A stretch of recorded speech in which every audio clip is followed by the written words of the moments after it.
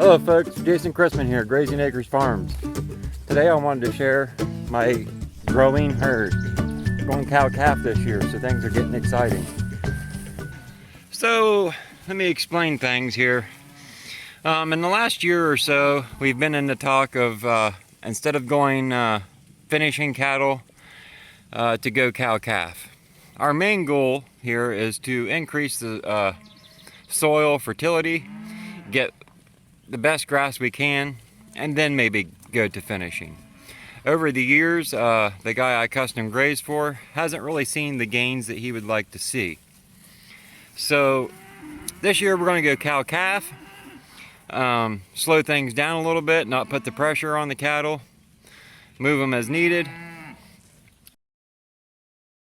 And in the last couple weeks, I've received a couple shipments of cattle. And I wanted to explain them and kind of give you a look at them today. So, back 2 weeks ago, I had 20 bred heifers delivered. Very, very nice, fat. Right there's one of them with the blue tag. Gorgeous looking heifers. Very slick and fat. That blue tag one there. All the blue tag ones you see. Right there. But the reason they're so thick and fat is they've been in a barn most of the winter with 25 Holstein cattle eating high quality baleage. They feed that to the dairy cattle to keep the milk quality high, and since beef cattle don't produce milk for us to drink, theirs all went into weight gain. So they look very, very good. There's another one, even though it's not blue tagged.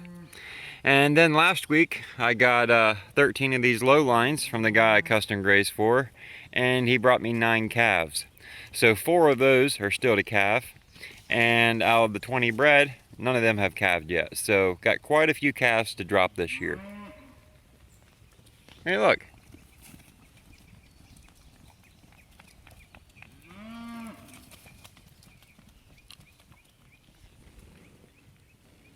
That was kind of unexpected. Should be a couple more. But anyway, I wanted to go back and kind of give you highlights of the 20 bred heifers being dropped off 2 weeks ago, and then go back to a week ago when the low lines were brought.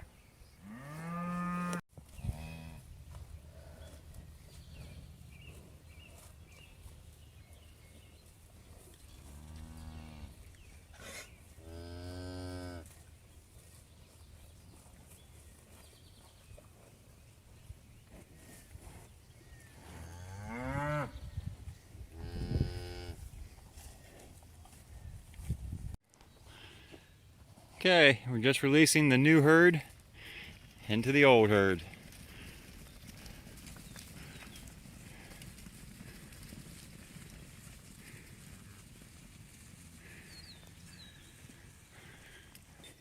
"44 head.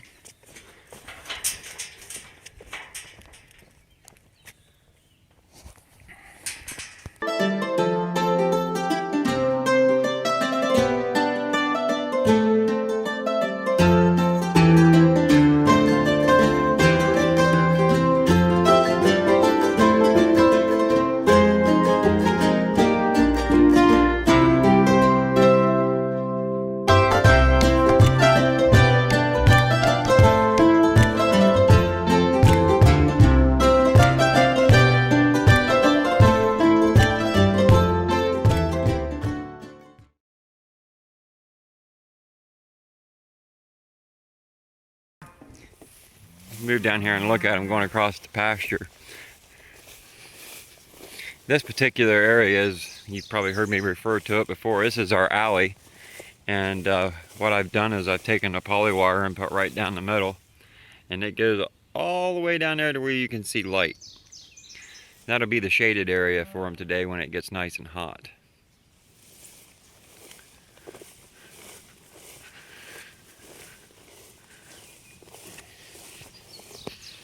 So my struggles so far have been, you know, when you do this rotational grazing and you've got cows that are having calves, it's very tricky to know when you move if anybody had a calf, did it get left behind?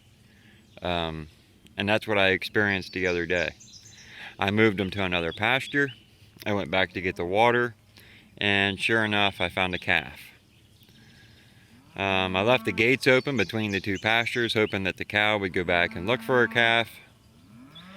Returned about 3 hours later to find the calf in the same place. So I put him on my lap on the ATV and brought him up with Mom. But this has helped draw awareness to this issue, and I need to keep a closer eye on things. You know, it's a big shift for me to go from finishing cattle and only having grown cows or heifers or steers to having all these mamas and all these babies. What you're looking at now is a total of 70 head counting the calves. Not counting the calves, I believe there is 58 head. So herd's definitely expanded more than it ever has. I think the most I've ever managed is 52. So big change for me. I mean, time everybody calves out, we're going to be looking at close to 90 head. So very, very exciting for me, but a whole new page in the book also. If you have any insight on cow calves and on rotational grazing and things you do to maybe keep from leaving a calf behind, please let me know. I would be greatly appreciative, and I'd love to discuss it some with you. One of my ideas was to, instead of moving the water, like today I just moved them into here, instead of moving the water into this area, leave the water in the old pasture. That way they have to go back and get water. This afternoon, when I would switch over to this side, then I would go get the water and bring it over here. And maybe in that transit back to get water, the cow would go get her calf and bring it along. Is it foolproof? No, it's just a thought. I don't know that anything is actually foolproof. So that's where we're at on Grazing Acres Farms. Things are going well. As you can see, we've got plenty of grass. Just mowed the fence line. I find it easier to mow on both sides of the fence and a lot quicker versus taking a weed eater around. So that's what I do. I know the guy I custom graze for isn't crazy about 5 foot on both sides of the fence being cut, but in my mind that leaves some dry matter behind, the grass clippings. I guess you could kind of call that hay. So if they wanted some dry matter while they're making this transition to all this green stuff from the hay they had over winter, that dry matter may come in handy. I know they surely got the squirts right now. You wouldn't want to stand behind them. So anyway, folks, if you liked the video, throw me a thumbs up. It'd be appreciated. Make it easier for other grazers and cow-calf operations to find. And if you haven't taken the time to subscribe, please do so. Make sure you click on that little bell next to the subscribe button so you get notified when I release new videos. Thanks for watching Grazing Acres Farm.